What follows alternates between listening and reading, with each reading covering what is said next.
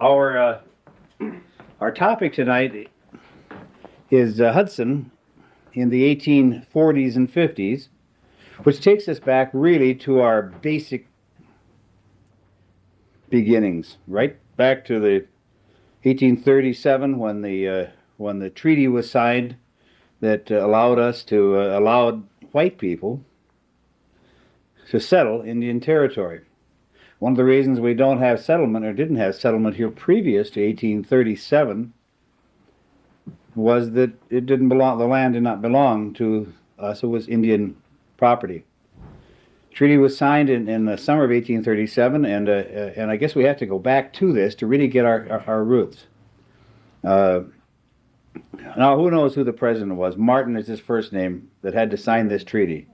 Martin Van Buren was the one who allowed us to be here.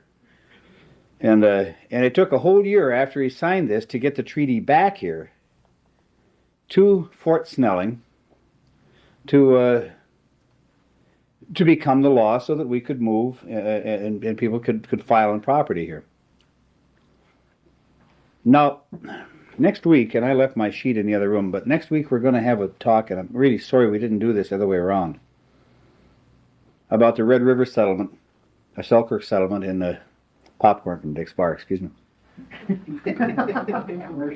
Commercial. The Selkirk settlement on the Red River of the North in the late 1700s really is where we got our beginnings here in Hudson. Because in that settlement were two or three very important people to our community. One of them was Lewis Massey,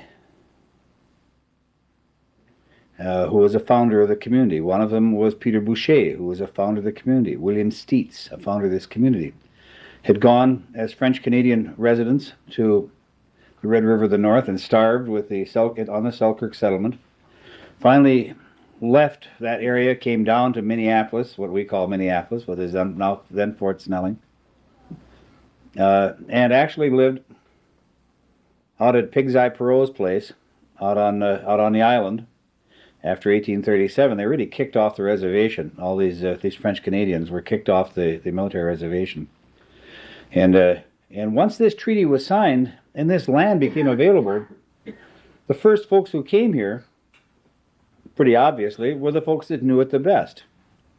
And Massey, Boucher, Steets, and some of these folks had been here for 10 years. Had hunted, had brought famous hunters from Chicago and the east and come to this area and fished and hunted in our area. So they knew this Willow River area very well. They'd come over from the fort after they came down from the Red River, and they were really very excited about finally having a place that they could settle, because the fort didn't want them, Pig's Eye Perot didn't want them. There's a lot of drinking and hard living over there, and so they came over here and eventually filed on some land. They settled here, they squatted here initially. First Massey and Boucher, I'm not sure in which order, whether they came together or whether they came just separately, but all within a very short time. They left Pig's Eye and went up to St. Croix Falls, and then they zipped down here and with their birch bark canoes and settled with their families in what's arguably November of 1840. Some folks would say it was November of 1838, and some would say it was in 1839. But for the sake of the historians locally, Willis Miller, who is not here, my mentor, would tell you it's 1840. And I always kid him about he was the one that established the date, because my records show that it might have been 1839 that they came here. And I think we've all talked about this at various times, but it's not really that germane. Nothing else was here anyway, but some good deer hunting and some good fishing along the river. Well, in 1840, these folks came here. Steets came here. With them, two or three other folks, and I don't remember the names without looking at my notes. Came from Lebeau and LeBeau, and did anybody know those names? Tell me. LeGroux, that's it, yeah. Now wait, parenthetically, a guy by the name of Yankowski died here in 1870, let's say. His name is Andrei Yamkowski. He was reported to be 107 years old, and a veteran of the Napoleonic Wars. Was actually a gun captain for Napoleon. Was wounded. Most of his crew was killed, and shortly after that, he emigrated to this country, and he came here as a French Canadian. He was really Polish, which proves the Poles have always had a problem with their identity. I mean, they had no cheap shots at Polish jokes or anything. So Yamkowski came here, and he's mentioned many times in the local newspaper in the 1860s and as fishing down the Willow River. This old gentleman who was too weak to go out and hunt anymore, but was fishing on the Willow River. And he died allegedly at age 107 in 1869, I think was the year. And he'd been here for 20 years. So I thought, God, I'm going to find out about Andrei Yamkowski. I mean, this got to be one of those wonderful mystery people that you just got to find out about. And so I look at 1860 census for anybody who was old. And it's easy to find, if you ever looked at census from the 1850s or 60s, to find somebody old, because there's nobody old here. In 1850, there were 11 people over 70 in St. Croix County. 11 people. In 1860, a few more, but I mean, it was a very limited number of folks.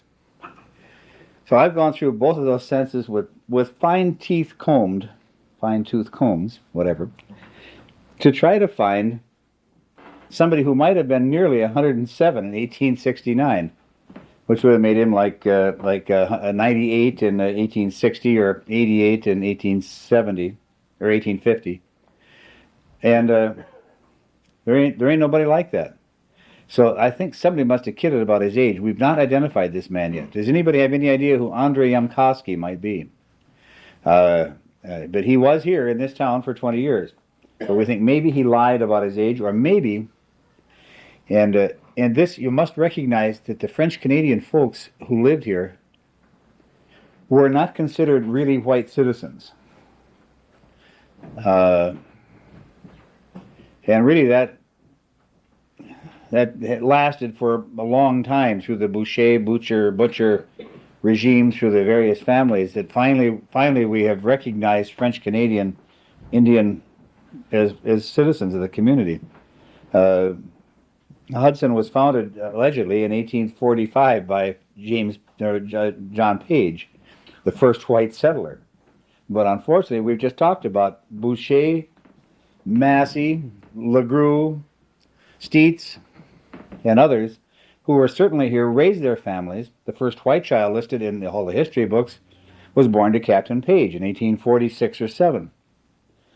And that differs too, depending on which history you're reading and who you're listening to. But she's called the first white child, and yet we know there were many children born here. So these folks were not highly thought of by the English, by the Yankee folks who settled here.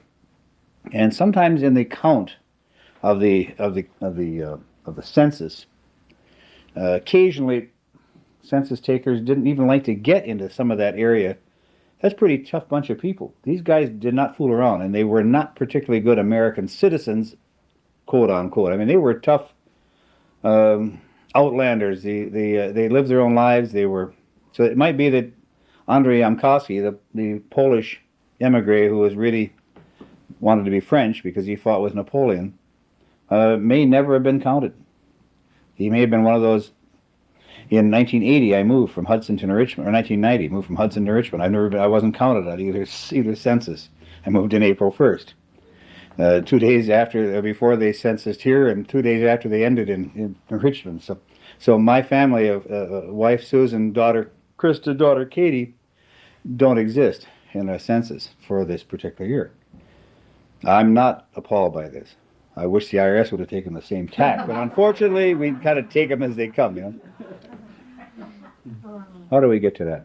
Listen, if you guys want to break in anytime, I mean, just ask the question. I don't know the answer, but there are folks out here that do know the answer, and we'll ask them. And again, just to go back to the Selkirk and the Red River of the North, please, next week, if you have this would really keys in on local history. We're going to have a session next week on that group of people by somebody who studied it much more than I have, and can really help maybe put some light on some of that, on that era and that time with these folks. So we have Mr. Steets and Mr. Boucher, Mr. Massey. Mr. Massey lived in his cabin with a coonskin on the door and a rifle over the fireplace. Was located on First Street, just before you get to St. Croix, and toward the lake. There's a marker there.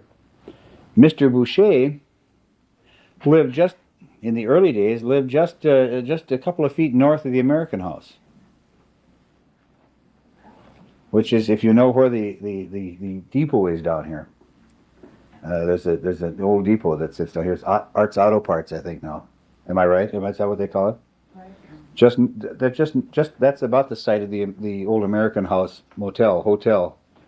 And come in. I'm going to start over for these folks. It's all right. In the beginning. Hi. How you doing? Car couldn't start. I suppose you're not another one of those people that just can't make it at 7. It's all right. I didn't. I just got here a minute ago myself. He said. I'm so charming, I forgot where the hell I was. The depot. Oh, the depot. Well, anyway, the American House. Peter Boucher's house, well, thank you, was just north of the depot, just a few feet north of the depot down here. It wasn't a depot then, obviously. It was the American House Hotel, which, by the way, was in the early days was a courthouse, or was where they met. The court met there. Also, it was an ordinary. You know what an ordinary was? It had 2 rooms. Everybody slept in 2 rooms. You kind of rolled up on your blanket, and they had 2 ordinaries. You didn't have a room like, with like Motel 6, with wake-up calls. What were the 2 rooms? No. You slept cautiously. I stay in a motel in Brookfield quite often. It's down in that area, and I didn't realize this happened, but I get calls. I wear a jacket, a Dick's bar jacket. It says Mr. Smith on it as my name tag. So I'm in there one night. This is around Christmas time. I'm working. I mean, I'm down there I'm a business person, and the telephone rang, and it said, "Is Mr. Smith there?" A very soft, sweet voice. Is Mr. Smith there? And I said, "God, it's somebody that's seen my Dick's bar jacket with Mr. Smith on the name tag." And this lady, evidently she's a lady of the evening. I didn't realize that, and I didn't follow this up either. A bunch of guys to know. But I was not Mr. Smith. I mean, I was not the Mr. Smith she was looking for. What they do, and I talked to the people at the motel, and they said it's one of their perks. That ladies in the evening sit outside the motel out on the road someplace, and they they have the motel number, and they just keep dialing extension numbers until they find somebody that might like to visit with them. Yeah, I would have, but I couldn't think of anything I wanted to say to her. I mean, that was the. Well, that went on then too, right down here at the American House. Don't take notes on that. God, don't take notes on that. Every word. We've known each other too long. You just don't say anything. You don't say a word. Anyway, it was a time of when nobody really was that concerned about what we sort of slept in the same rooms. There weren't many women here in 1847. Only 3 women in Hudson anyway. White women. I'm sorry. There must have been mixed-blooded persons, but there were just 3 white women here in 1847. This is 2 years after Page got here. Well, let's kind of sneak our way back through 1840 because, first of all, Boucher, Massey, and those folks didn't leave a lot of messages for us. There was no newspaper here until 1850, the St. Croix Banner. There's very little written about that era. Most of these folks were unlettered. But what they did do is they bought all the damn land. All of it. I mean, these guys bought everything. They owned all of Hudson, which was then called Willow River, and a little later Buena Vista. And one of the fun things I find when I have to go through my notes and read about this era, for many years I thought Buena Vista was south of Commercial Street, and Willow River was north. Walnut Street, I'm sorry. The reverse is true. Did you know that? Willow River was south, and Buena Vista was north. So Walnut Street was a dividing line between the two communities, surveyed out in 1854. Well, let's take us back to where do we want to start? Anybody got any ideas where they want to start with this? 1850 is a good time. We had maybe 300 people living in the county. St. Croix County.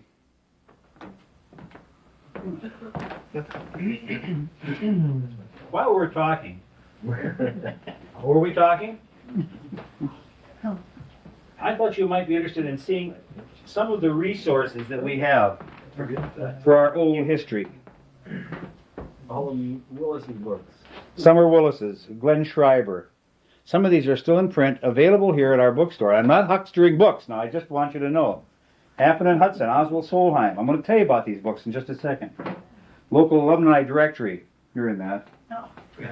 Tales of Wisconsin, Earl Chapin, good old fellow from down around the road a piece, was a St. Paul writer.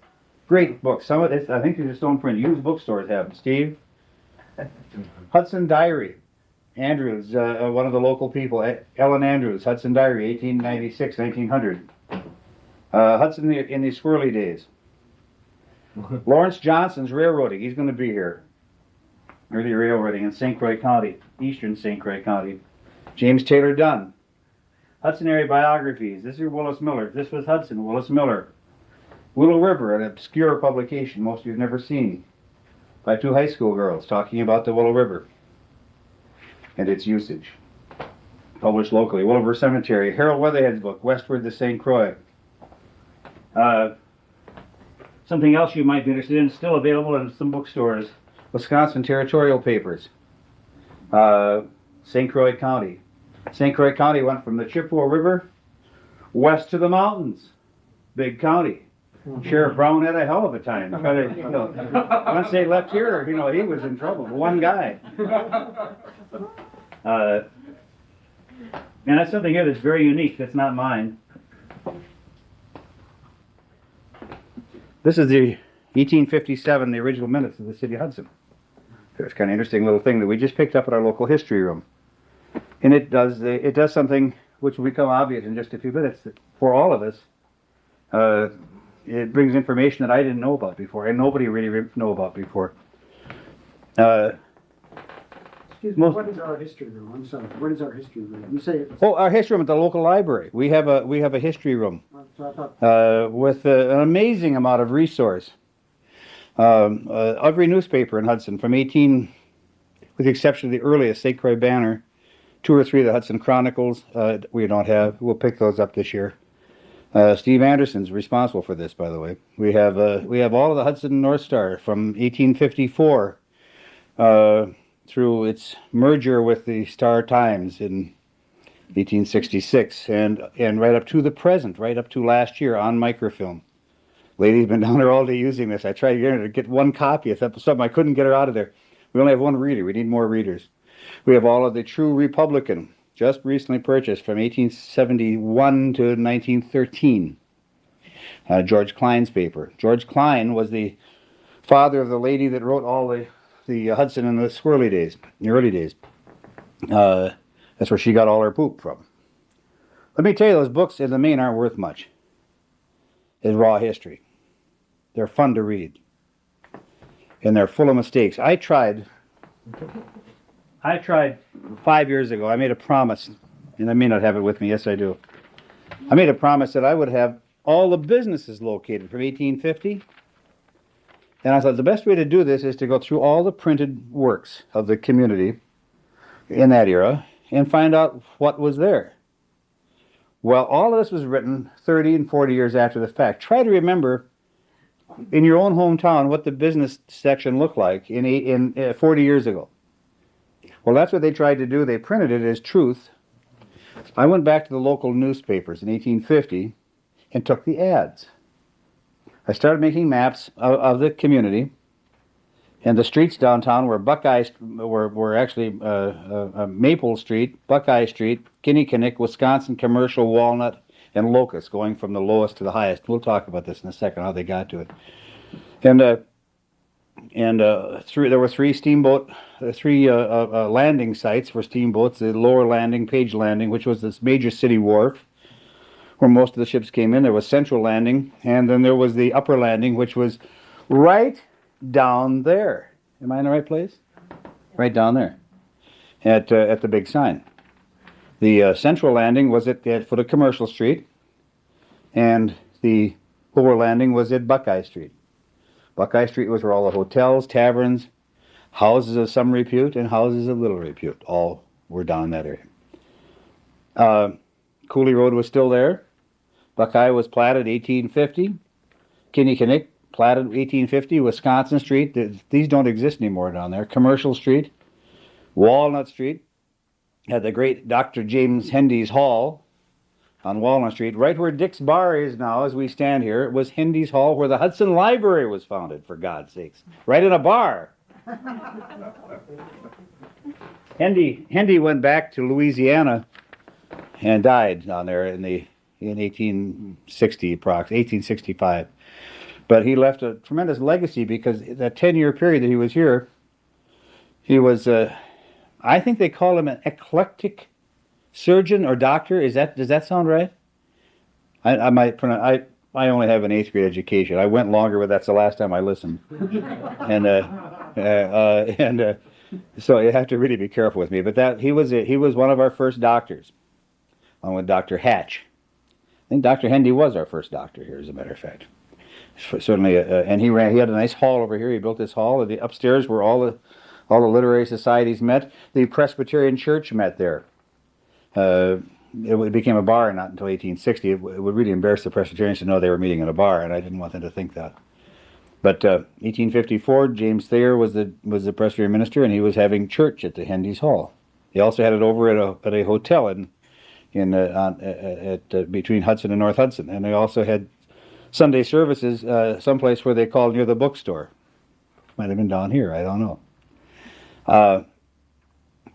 So anyway, these books have tried to locate these various spots, and from a purely historical sense, they aren't worth much. They're great reads, though. I mean, they're really fun to read about our local community, but they're not totally accurate. So I made a promise that sometime this year I will finish this. Then I could be called inaccurate 20 or 30 years from now by another group sitting just like this, but I will finish this, and I have most of the information down. You're welcome to look at it. This is what if you like to pass around, this is basically what the community looked like, 1850-53, with the streets. You'll have to turn the lake in the right direction. We had about 50 boats a year landing here at that time, steamboats. These were mostly about 100, 120, 30 feet long. They were light draft boats. They had a heck of a time getting up the river. They didn't have locks and dams. They didn't have... Steve, tell me about the locks. Try to put that houseboat through the lock. That's a great story. Just bouncing off the walls, that's all. Is it an experience? Mm-hmm. Well, these guys had the same experience. You had to put it in high gear first and it shifted to neutral while you're going to the lock. Well, there was no lock there. Then into reverse. Am I right? Is that how you did it? Yeah. Were you a good captain or a mediocre captain? Mm-hmm. There were a lot of mediocre captains on the lake. Captain Page, apparently our founder, ostensibly our founder, came here in 1845 to, he'd actually been to St. Croix Falls, been to several other places, and he thought this area looked like prime logging area. And he proceeded in 1846 to have a child, the first white child born in this area. He proceeded also to begin to rape the Willow River area for trees. And founded a great dynasty. Mr. Captain Page had the temerity to die right in front of the courthouse in June of 1865 with a heart attack. That was the old courthouse where the old courthouse, right near where the old courthouse is now. He was driving his team down the street north on 3rd Street and had a heart attack. Got off the thing and sat in the curb and died. So we don't know a lot about him. And his daughter and granddaughter didn't always tell the truth about this guy. This was a crusty son of a gun that had a problem with the American language as we speak it. He spoke much more euphemistically, much more like I do than some of them, but when the Victorians did. He had a major problem with his tongue, uh, and uh, and he was a very loud, coarse individual. Uh, there's a great Hudson story that emanates from 1847, a year or so after Captain Page got here. The story goes that Captain Page had his little ship out here. We've never been able to identify the ship. I don't know what he came up on. Nobody really knows. Maybe a birch bark canoe, for all I know. But he was out here, and a mate on his ship by the name of Silas Snell looked up on the top of the hill up here and said, he said, Captain, if I die in this area, I'd sure like to be buried up on top of that hill. Whereupon this guy died. I mean, within just a short time, and they had to get this guy up the hill. Well, my first experience with the Grubs was some years ago.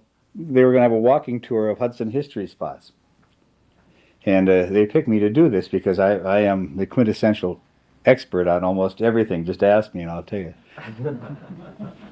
Ask my wife, she'll tell you too. I lie too. And so that's the way we first met, was going up to the hill, up to what we call Liberty Hill Park, to the grave of Silas Snell. I've been acquainted with Mr. Snell, not since the Women's Association put the marker up there that says Silas Snell lies here in 1921, but I've been acquainted with him since at least I was a little kid and played in the Indian caves just below that. And used to be a big cave up there, and all the kids went and scared the pants off each other. Do you remember that? Yeah, I remember that. And we all went there, and that was where you all scare the girls. And we're never sure any Indians were there, or any Indians ever were there, but it sure was a great. We could make some good stories about it. Well, they seal that up. The city and its brilliance to seal that up, though, so you can't scare anybody anymore. I mean, that's got I guess liability has something to do with it. But Mr. Snell was buried up on the top of that hill, and we're not sure who this guy was. I spent quite a bit of time researching up and down the river to find out Schnell, to find out Silas Snell or Schnell, from Galena to Alton to various communities up the river as I've traveled, allegedly to earn a living with my job, and I have snuck out and done some of this stuff. And I have found two Schnell families on the river, none of whom is Silas. I have found Snellings, interestingly enough. And one of my friends said, I wonder if that couldn't have come, maybe that was one of the Snellings from the fort. Well, I doubt it very much, because he would have been much more famous. So I'm researching this, and I think, boy, 1921, there's an article in the Hudson paper, and it says, Women's Club sets grave marker and flagpole up on Liberty Hill to memorialize Silas Snell. Next week issue tells the history. God, I found it, Look, St. Croix and the Hudson Star-Observer, here's the history of Silas Snell. Finally, it's there. Look next week, not one damn thing in that paper. I looked for the whole year. I looked memorializing it the following year, thinking it might have a reason to just be in there. Nothing about Silas Snell. So I've made up a lot of stories about Silas Snell over the years, and I'm one of those wonderful historians that I don't remember what the truth is anymore. But a lady by the name of Bishop wrote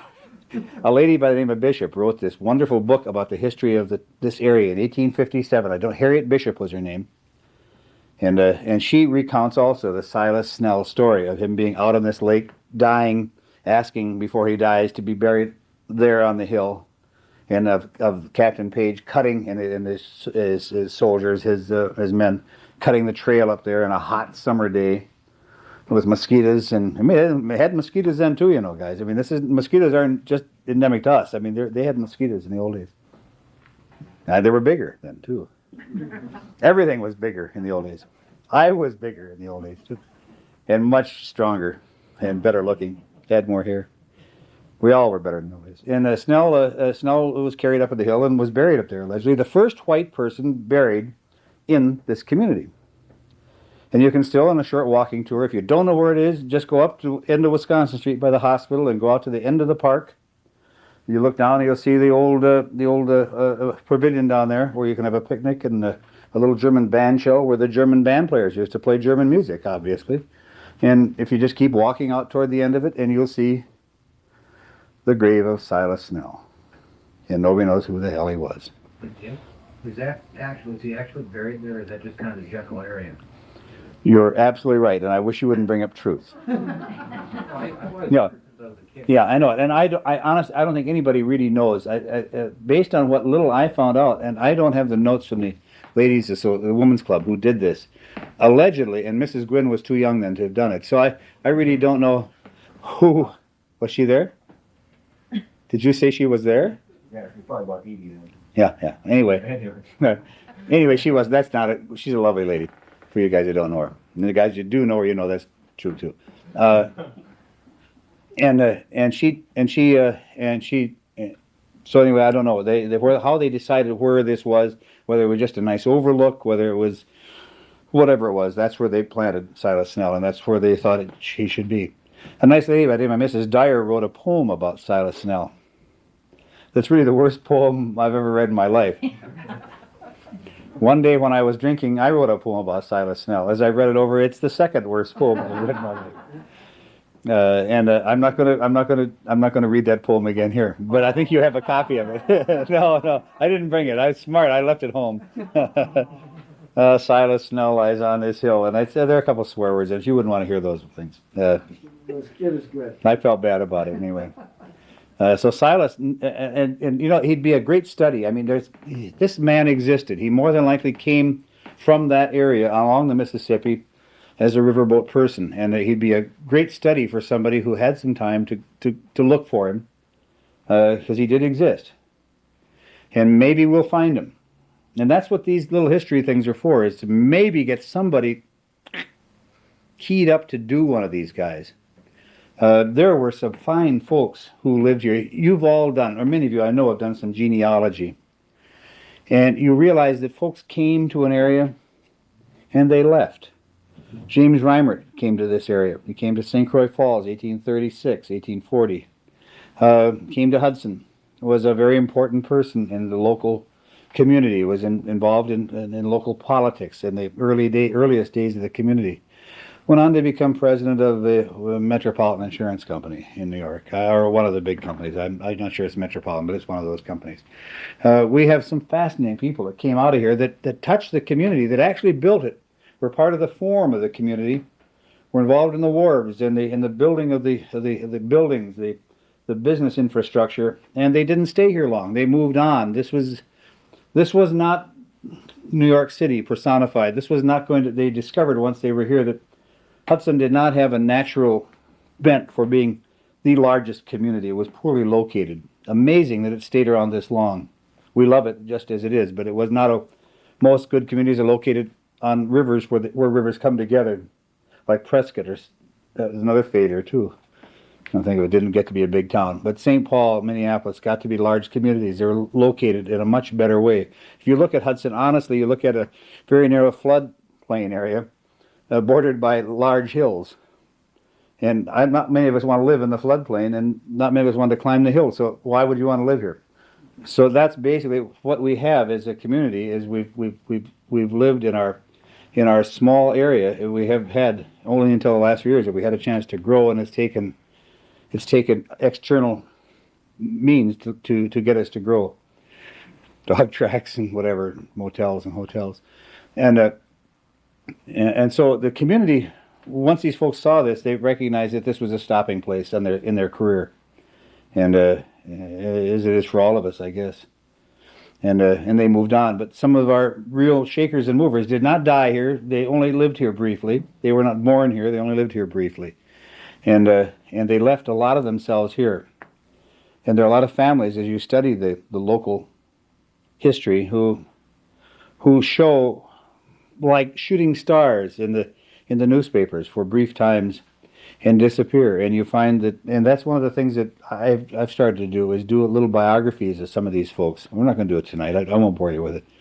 But to take some biographies of these folks and what happened, how they got here, what happened to them, and to put on what we know of them as they were here, and then try to track them in a sort of a community genealogical program. And anybody can do this. I mean, you don't have to. I am nobody. I mean, I just enjoy doing it, And any of you guys, I know a lot of you guys have taken subjects and just carried them on. And if you have some interest in it, for goodness sakes, call me, call somebody, get started with it. There are some fun folks to deal with. And as our community grows and prospers, hopefully, we're losing more and more of our ancient infrastructure. The community that we knew as children is no longer. The community my folks knew as children is no longer. My family's been here since 1881. Nobody knew about it until long years after, because they were Danish folks, and Danish folks got to work as maids on 3rd Street. Fortunately, I had a couple of smart ladies that married into the 3rd Street families. Got pregnant, got married in that order. And married English guys. And so my family succeeded, but only through pragmatism. And did I say that nicely enough? God. So, where did I end up here? God, we were back in 1850 anyway, and it was a great time. Is it time for coffee? At the depot. The train didn't come here, and that table wasn't there until 1881. I couldn't have been the depot. Well, the town grew and it prospered, and a lot of interesting folks were here. The boats came in, as I said, they had their own message. Each of the boats had their own whistle as they came in. The community waited for the first boat of the year. I mean, this is like, you got to realize that the overland transportation in that time amounted to about 3% of our gross product, and about 3% of our gross immigration came overland. I mean, it was really newspaper. 5 settlers came here in May of 1851, overland with their span of oxen. This was a rare, they were German, by the way. Germans never knew how to take a boat, worth a darn. And they came overland from southern Wisconsin, and this happened in some cases, settled out in German settlement out here east of town. But most of our people came here by boat, and they came here in the summer, and hopefully by autumn they were here. Hudson, in the 1850s, had 8, 9, 10 motels at various times. They had Swedish hotels for the Swedish people. They had the Anderson House. The Swedes weren't any better thought of than the Danish were 20 years later, by the way. It's interesting to read the death notices in the paper when the cholera hit. You know, it would say James Simmons died, so-and-so died, and so-and-so died, and 3 Swedish kids.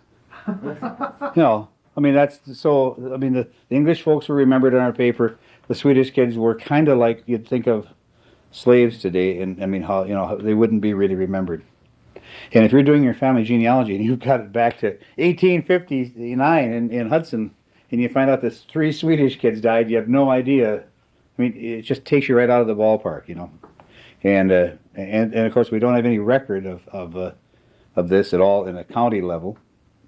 And if we did, after 1870, we have a county record, but they usually spell the name wrong anyway, so it didn't make any difference.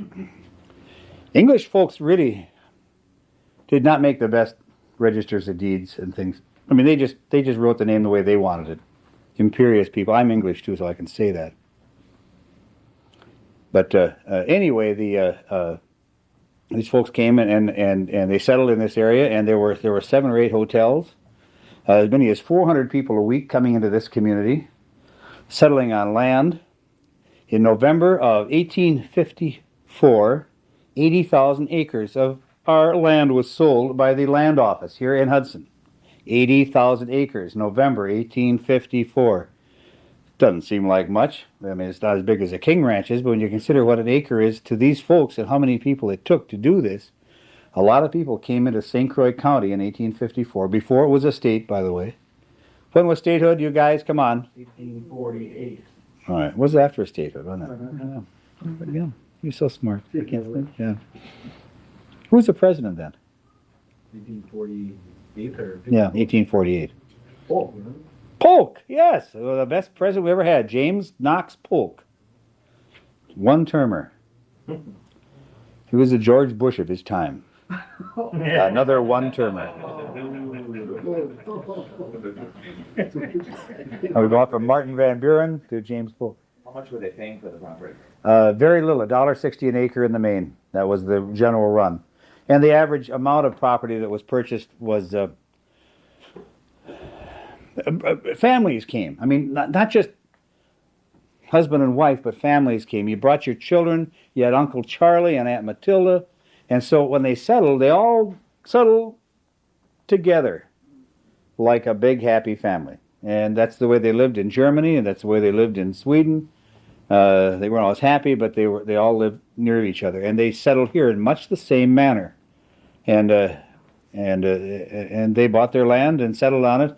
They didn't have to prove it up in the manner that had to be proved up. The homestead really, remember, homesteads 1863, 62. So this is prior to homestead. This is just the opening of Indian land. You know how our government in Washington made money until the income tax came. They sold land. Good realtors. They all sold land. That and some tariffs were the only way they had to make money. Fines and things. So they sold this land, and that's how they made, how the state made its money, if you will. Wisconsin had a set aside of the Section 16. It's really confusing to people. They say, well, it was set aside for schools, but what happened was it was sold, and then the tax from that was given to the schools. It was a very unique and innovative approach to paying for schools. We need something like that again. Paying for books, paying for anything. So these folks settled in this area. Lots of motels, lots of hotels, lots of activity, lots of great activity in the southern part of our community. Buckeye Street was where it was at. I mean, that was where the big wharfs were. The whole lakefront was loaded with wharfs. What do you suppose our major product was in 1855 in this area? Logs, right? No. Furs, right? No. Whiskey, no, that's internal. That was medicine. No, it was grain. Yeah, wheat. We were the biggest wheat state in the Union at that time. And all of these, they talk about mills. They weren't talking about mills for wood down here. They were talking about, there was some wood moving. I mean, there was a lot of wood moving up and down the lake in that time. But most of the mills were for grain. The North Mill, the Evans Mill, the store warehouses. They had large warehouses down here. Baldwin, who started the railroad here and the West Wisconsin Railroad and brought it to fruition through Hudson, which is something somebody else is going to talk about, right, Dean? Or somebody is going to talk about it. Fred or somebody. Anyway, I don't want to get into that.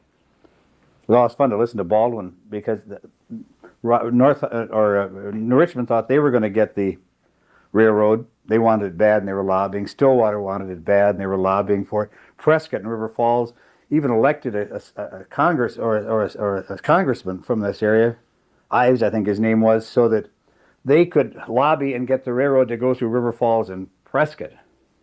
But the railroad went through Hudson, and nobody knew why, except for the people at the land office who knew that Mr. Baldwin had bought land on both sides of the river. Pretty smart. He would send his landlookers out as the railroad neared here in 1870. This is after our time. Baldwin would send his landlookers out like to New Richmond. And all the farmers would be out there in a field, outstanding men in their field, farmers, and be looking out, and they'd see the landlooker come through, and they'd ask the guy what he was doing there. And he said, we're surveying for the railroad. It's gonna go right through here. They didn't say that. They just said, we're surveying for the railroad. They weren't surveying for nothing, except for a little green from the farmer. So he invested $10 a share in the railroad, thinking, God, it's going to go through New Richmond. I'm going to have this going. It didn't go through New Richmond. It went through Hudson. But the landlookers sold a lot of stock to all these farm people, the Irish folks out on Irish Prairie, and all the way through New Richmond and all the way through Somerset Landing and into Stillwater, based on the fact that the railroad was going to go through there. It wasn't going through there. It was going through Hudson, where Mr. Baldwin had the land, owned most of where North Hudson is now, is owned by H.A. Baldwin. Baldwin went out after the railroad went broke, and he shot himself, or hung himself out in New Jersey about 10 years after the railroad came here. He was a very important person to the community. 1854, this area was called Willow River. First post office was here in 1848. Was run by Amana Aldrich. I was going to tell some jokes in just a minute.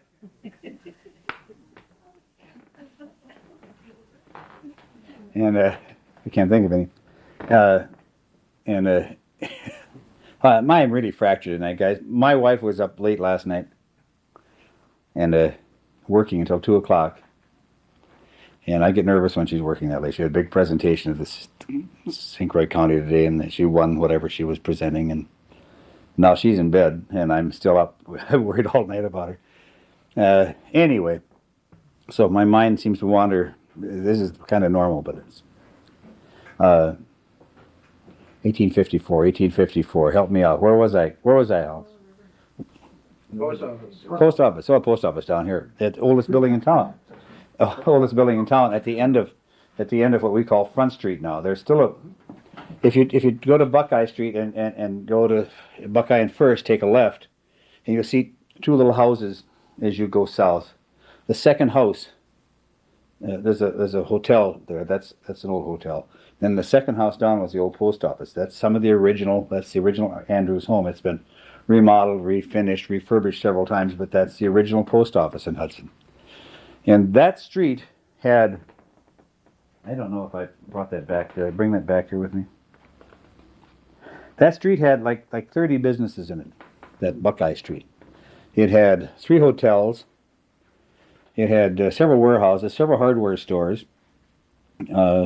Some of the spillover went down First Street on both sides of the street. It was called Front Street then, not First Street. People like Coit, which is a local name of great impact. People like Dr. Hoyt had a store down there. Simmons had the American Hotel, which we talked about.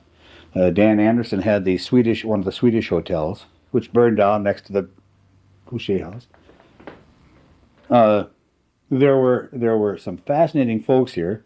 Colonel Hughes started the first newspaper in 1850. He came out of St. Paul, was the first newspaper man in the Twin Cities, had the first newspaper there, which has become the Daily Pioneer. I think it was the first. Was it Goodyear? No, this is. I think Hughes was the first one over there. He was the first publisher. He came out of Ohio and he went over there and he lasted about 6 months in 1849 or 50. According to the books that I read that I've already told you really were a little bit iffy, all right? Goodyear was in the same time. There were several at all the same time, but Hughes was considered to be by our local people here, Mrs. Day and the rest of the folks, was the publisher of the genealogically, he could trace his history back to the first Twin Cities newspaper. And he published here for a short time several newspapers. The Banner, which lasted about 3 months in 1850. Most of these papers were political papers. There were Republicans, Whigs, whatever the particular party was. As a matter of fact, the true Republican in Hudson was really a Democratic newspaper, which always tickled me. But it didn't start as a Democratic newspaper, but it became one.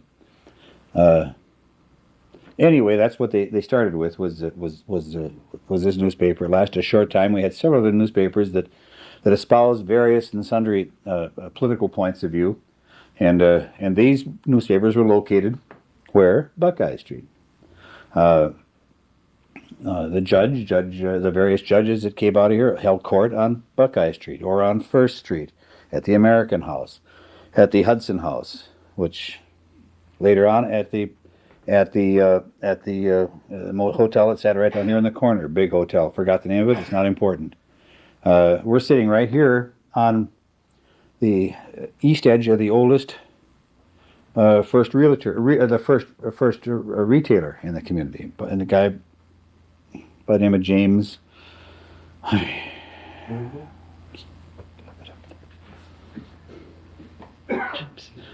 It's James W. Stone. Okay. And right here in this little building. Then they built the Black Hawk or something hotel just next to it, right down here. And that's kind of where we are at that point. My mind is really shot tonight, guys. I'm sorry. Well, while you're searching, can I ask you a question? Sure. You're saying that James Stone built this building? No. His land was right here in this corner. Catlin was here for a while. He had a shoe store right here. This building was considered to have survived the fire, the Great Hudson Fire of May 19th, 1866? I don't think it did. This building wasn't built until after that fire. I mean, this building replaced the building that was burned in that fire. For you that may not know it, the Great Fire that burned most of Hudson was one of a series of 10 or 12 fires that had beset Hudson over the years and burned much of it down. And it began at a tavern just across the street here, either by a drunken Irishman or by a chimney fire. They put out the fire. It started about 4 o'clock in the afternoon. They put out that first fire, presumably a chimney fire.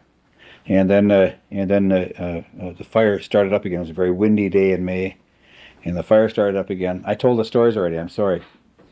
And the fire started up again and burned all of the community completely, leveling it. There are some reports in the later reports in some of the books that say that this building was a survivor.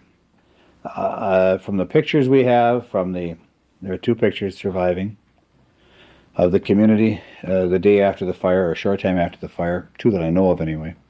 There was no building here. There was a little blockhouse that set back in here along the river that may have been a warehouse made out of brick that apparently did survive. But this building, I don't believe, survived the fire. This was built after the fire. We lost all our newspapers at that time. And I mentioned earlier that we have a great collection of local papers in our local history room downstairs at the public library. Entrance is free.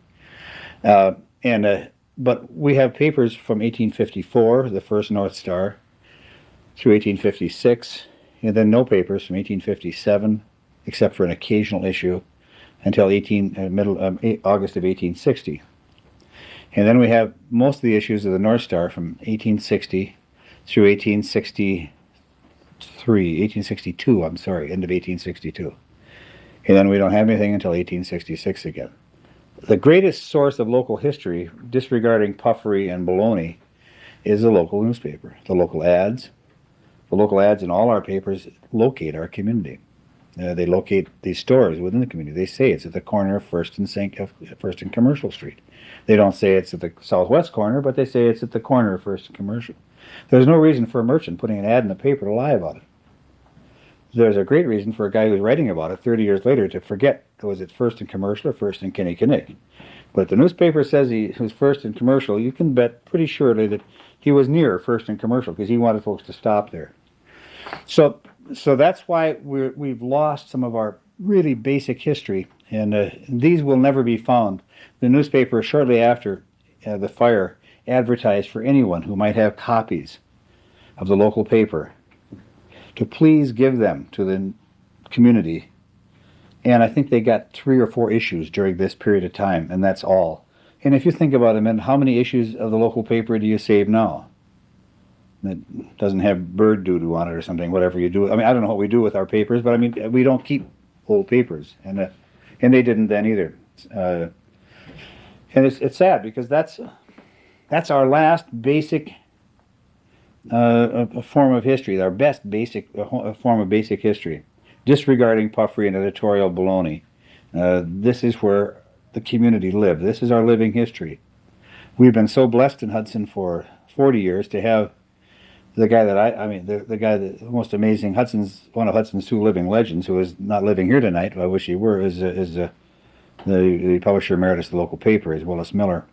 He's the person who interested me in history 40 years ago, and he, along with my grandmother, who taught school in Asadi in Nebraska, and made me learn all the dates, like Joan of Arc's death and May 29th, 1429. You know, those are great dates to remember. You need to have those right in your memory bank. But those are the community prospered. It was named Hudson in 1854. By Mr. Day, I believe. Day? Gray. Gray? No, Gray was the first mayor. Almon Gray. Almon, A-L-M-O-N, not A-L-M-O-N-D, A-L-M-O-N, Gray. He was our first mayor, and you will find him mentioned at some length. And you're welcome, if you don't tear pages out of this, you're welcome to look at it. This is what we lived with when Hudson became a community. We became a community the same year, just a minute now. of the Great Panic of 1857. And one of the problems on the frontier was there was no money, no hard cash. First bank had come here in 1854. Mr. Hoyt, as a matter of fact, Dr. Hoyt, one of the people we should be studying in our area, was our first banker. Also, he was our first almost everything. He used to actually dig into the brain and take pieces out and put you back together again. He was a fascinating character. His granddaughter lived through the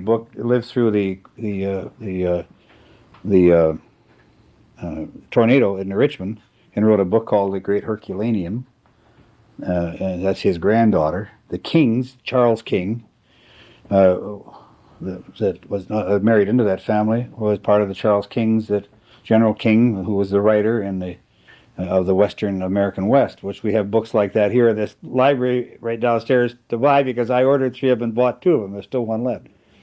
But the family was a famous family that produced very intellectual people, very interesting people. Dr. Hoyt rather, kept running for office and losing, and I can live with that. I've always lost every time I've ever run for anything, which is twice, I think. I've run from several women and lost those too. So Dr. Hoyt was one of those great characters from our past that should be written about. He did die here. Along with the Great Panic, we had no money. So the City of Hudson issued money. This is what they look like. I'll take it, pass them around, and I want them back. There are 4 of them. They're worth $30 a piece. And they're not any good anymore, because they're not signed. These came out of the City of Hudson's vault about 30 years ago, and they threw them away, and some of us grabbed these just to match up. And I've given them away for years. And this was legal tender during the time when there was no cash. And this was like a bond program that was underwritten by the community to make sure there was legal tender to buy and sell goods. And it was relatively successful. Banking is an interesting story on the frontier, and this was frontier. And we've talked about banking before. You may have heard this. But it didn't take a lot of ethic or a lot of money or anything but a lot of chutzpah to start a bank at that time, especially on the frontier. One of our local bankers came to town here in 1856. I shall not name him. It's a true story. I'm being a bit apocryphal because I have to tell it kind of loose and easygoing, but he came through Indiana, this man, and he bought $20 worth of print of money at a printing press in Indiana. And he called it the Bank of Goshen, Indiana. And he printed $20 worth of money. It showed $20,000 when he was done. And he traded this money as he went along. He would sell this money. There were books. The banks had books, and they all knew kind of what money was worth. But all of a sudden, a new piece would come along. He had a $20 bill. He'd discount it and get $4 out of it. And he'd sell these to various banks. He came here. He came to Hudson on a steamboat in 1856 with a satchel full of money. None of his Bank of Goshen, Indiana left of that satchel. He had been smart enough to sell it all to various discounters throughout the Midwest and carry this money to Hudson. And he found a Swedish immigrant in downtown Hudson who wanted to buy some land. And in the summer of 1856. And the immigrant bought this land, borrowed the money from our banker, and defaulted on the note. And the banker suddenly, within 6 months, owned the property, which he promptly sold for real money and started his bank here in Hudson. And if any of the Bank of Goshen money would ever show up in his bank, and some of it did, some of it came filtered back into the community from various places in the Midwest, he would redeem that for cash. I mean, that was gold. I mean, he saw that Bank of Goshen $20 bill. Man, that was gold. He'd give you a $20 gold eagle for it. And that's how one of our local bankers began. With a lot of guts. There was very little banking regulation. We did not have a real national bank. I'm not sure we have a real national bank now, nor real savings and loan associations. I'm not too sure that my old dad, who said that, put the money in the ground, and protect it with a 45. He said, maybe you may not earn interest, but at least you'll get your principal back. And maybe he was right. I'm not too sure. But these guys came through here without a lot of moral turpitude. I mean, they were hucksters, and they came and lived, and they stayed here, and they were part of our community, and good parts of our community. I mean, I'm not putting this man down. This was kind of how things started. And it's the same way if you think back to Minnesota mining or to any of the fine corporations. Many of them started in much the same manner. How many times have you read in the newspaper about some old duffer in a bar in downtown St. Paul that's got $1.5 million worth of mining stock? That's kind of died out now, but for about 30 years, everybody died with mining stock. And somebody would have went and paid their bar bill with the shares of stock that wasn't worth a thing, and the bartender kept the money because he wasn't putting in the till. Certainly, he wouldn't want to make the bar owner make some money, so the bartender would put in his pocket, and that was the beginning of their particular $1 million estate. Yes, sir. There's a case in Staples Mill back in that time of the era of the Wildcat Mills, and they issued their own script in Stillwater. And a number of people from Anoka came over and worked at the mill, and when they went back to Anoka, the money was discounted about 50%. So that's how much value it carried once it got out of the area. It wasn't very valuable. And it didn't go much further. Can you imagine Mr. Darling in the Darling store was robbed in November of 1860? And they took a lot of his money away from him. And the police report is really fascinating to read because it says down there his losses. $14, Bank of Goshen, Indiana. $3, Bank of something else. Can you imagine the stockkeeper trying to, the stock person, the cashier, trying to keep track of where, you had to write down all the notes, where they all came from, because each one of them had a different value. By 1860, they all had different values, and they all were, I mean, trying to, we have enough trouble with our American money now. It's like going to a foreign country and having no idea. But just recently in the 30s, did Red Wing do that? They had notes for a promissory note with shop owners. A lot of companies, a lot of cities have done that. That was even in the 30s and Yeah. 40s. When we've had no money, the communities have been smart, and we go on a trade basis. No, I mean we trade goods much the same way. What are we doing for time? You want to take a break? You want to quit? Yeah. I mean I can just ramble on. May I ask a question? Yes. Did you or anyone check out the St. Paul Pioneer to read their report of the fire here in Hudson? I have that. Yes, I do. You asked that for a reason? To see that. Well, I'd like to see it sometime. What did they say? They copied a lot of the information that came out of the local paper. The local paper had a special edition the next day with the fire, and that's what they sent people over. I'll tell you what, the real fun of the St. Paul paper is going into the New Richmond tornado. Then you got a real different picture. I didn't see a lot of difference. Polk County Press reported on the Hudson fire. Polk County Press was run by Samuel Fifield, who became a lieutenant governor of the state. Who was raised in Prescott, in that area, and he reported on the fire. But he really reported much the same thing. Nobody died in the Hudson fire that we know of. In the New Richmond tornado, 120 people died, but nobody died in this Hudson fire. Hudson, even the drunk that started, allegedly Irish drunk, obviously. Not a French-Canadian drunk, certainly. It must have been Irish drunk. Hudson had a major problem with fires during this period of time, to a point that no insurer would insure the community. The major insurer was Metropolitan, who you might think didn't write fire insurance then, but it did. And they would no longer write fire insurance in Hudson because of the numbers of fires that destroyed our community. In 1866, in February, the building where Hugh Gwynn's office is across the street, all those buildings were burned down. Before the big fire in May, there was a hotel fire down the street near the Revere House in the same year, before the big Hudson conflagration. So this was something that went on constantly. I mean, this was these were wooden buildings. They were built out of clapwood and leftovers, and they weren't fine buildings. These were mostly not just wood buildings. Mr. Williams, who lost his hardware store, which was located on First Street down by Commercial, T.E. Williams, of whom I'm sure some we'll talk about later about his great divorce case in 1870. But he rebuilt this wonderful brick or stone building on the corner of the southwest corner of Commercial and Second in 1866 after the fire, and the city of Hudson tore it down. We let Erickson's or whoever owned the building, whoever it was, tear it down 3 years ago. Our first example of post-fire, a major example of post-fire construction here in the community went before anybody really knew it was going. And I think that's kind of sad. And I'm not sure. You can't save everything. Steve and I have had a fight about the courthouse. We have a wonderful courthouse. We have to figure out what to do with it.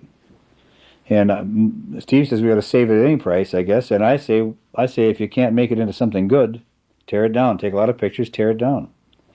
If you're going to have to bastardize it into something. But I have the stage, so I can say it. When you're the stage, you can tell your story.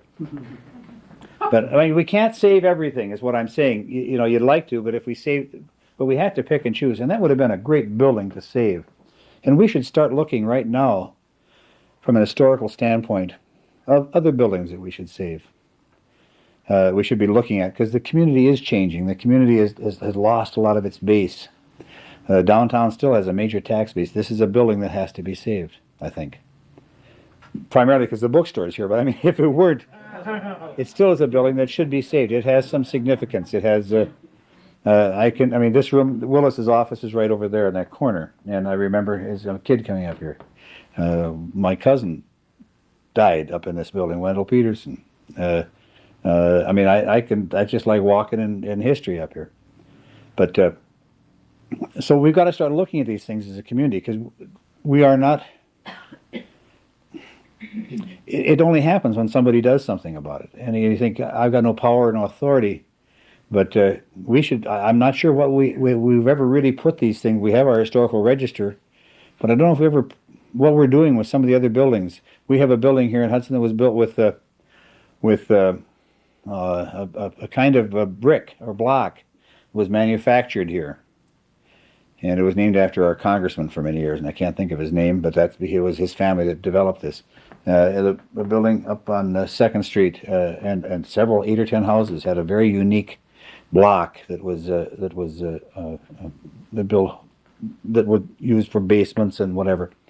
And it says S. Packard on the top of the building, Samuel Packard.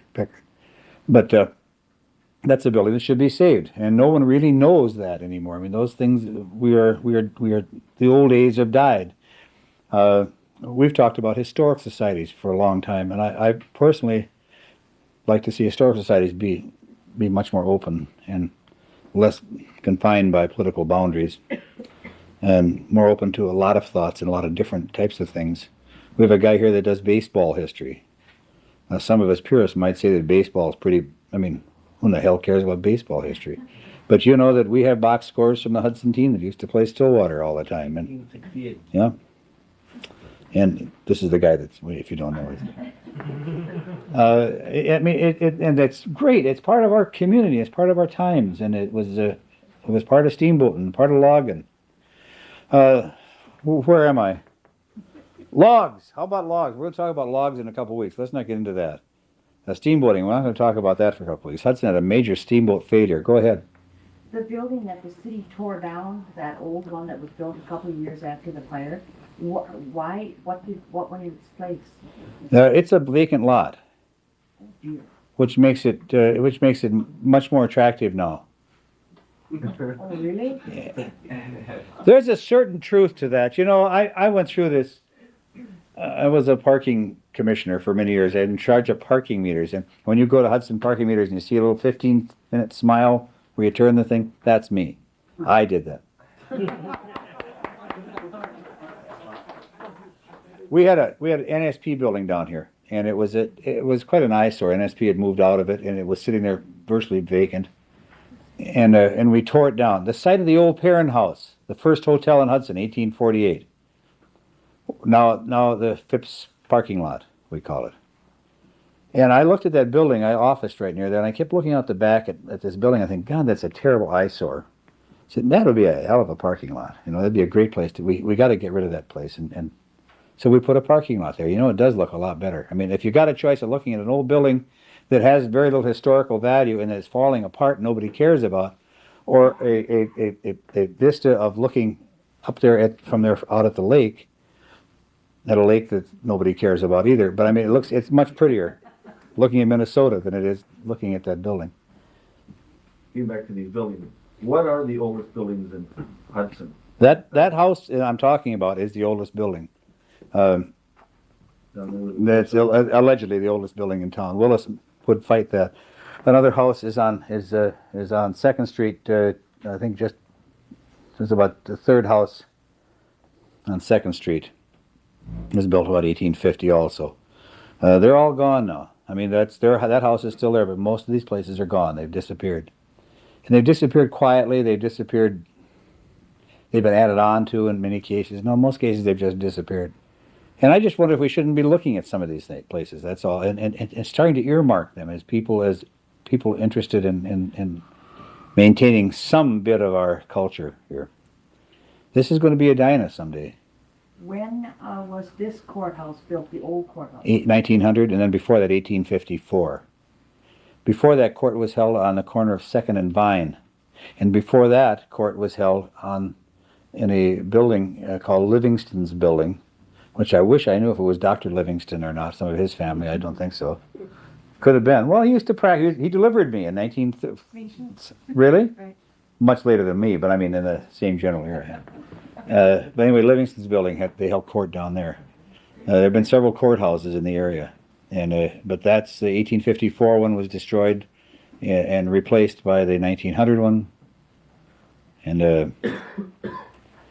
And my wife left that office about 3 years ago, moved to Richmond. So that was supposed to be the end of it. But I see they fill it up like rats again. They got more people in there, and I hope maybe when the new county building is finished, we can really make some moves with that building. What do you suppose would be a good use for that?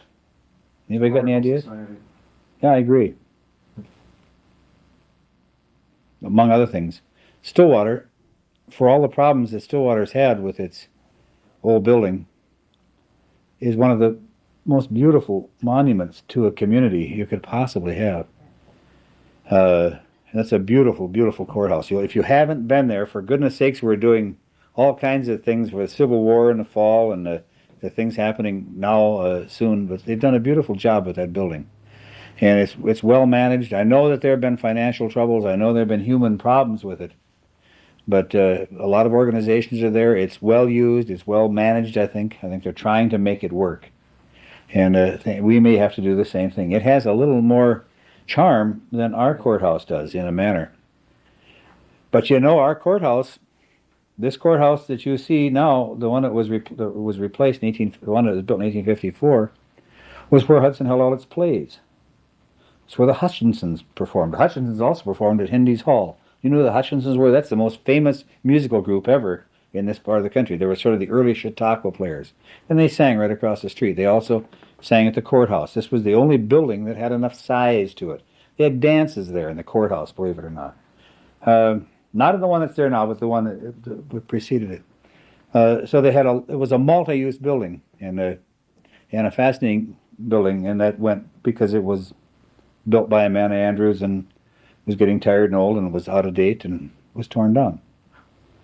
And we're going to have the same problem with this one. And the one that was born in 65 or built in 65 is going to be torn down again. A jail, and that's life. A history it just keeps going. But some of these things ought to be hung on to, and I think we better start keeping an eye on what they are and where they belong. And You're talking about the county. What about the city? The city hall and kind of things. I noticed this book creates the fires. So obviously, either someone grabbed it before the fire, or the city hall was outside of the fires. The story of this is pretty simple if you think about it. The city hall was not there. And these guys met at various halls in the community, and they took the books with them when they left. So they went to their homes. The homes in Hudson in 1866 mostly were under the hill here on 3rd Street, up 3rd, 4th, 5th, and that's about where the city ended at that time. And up 3rd to the end of the to the river, to the Willow River, and then in North Hudson. North Hudson has a unique thing. Parrington's mill burned down, also burned the bridge down. And so we went a year without having transportation in North Hudson had to go by canoe. They actually had a ferry boat that took people across at that point. Burned the dam. I mean, can you imagine a fire on a dam? You just don't think about that being a viable thing to happen, but it did.